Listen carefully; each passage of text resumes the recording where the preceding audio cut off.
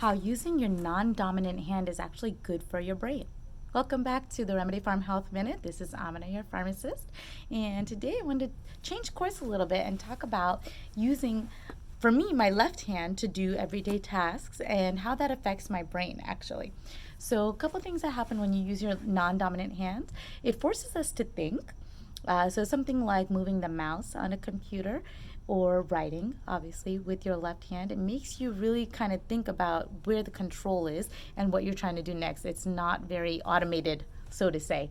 It can actually balance out our bodies. And what do I mean by that? I mean, moving your mouse or brushing your teeth with the opposite hand doesn't really affect it the way that you're thinking, but maybe if you always lean on your right, that can create a misalignment. So if you start using things on your left or leaning on your left, or even with the mouse, think about it that way when you're using a computer.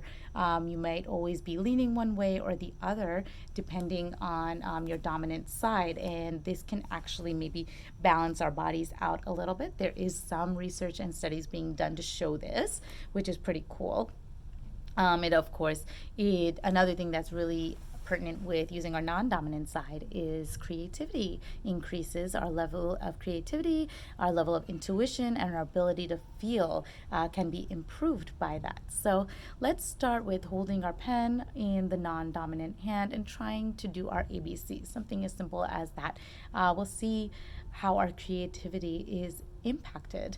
Another interesting point that was made was that our level of open-mindedness may change. It may increase as well.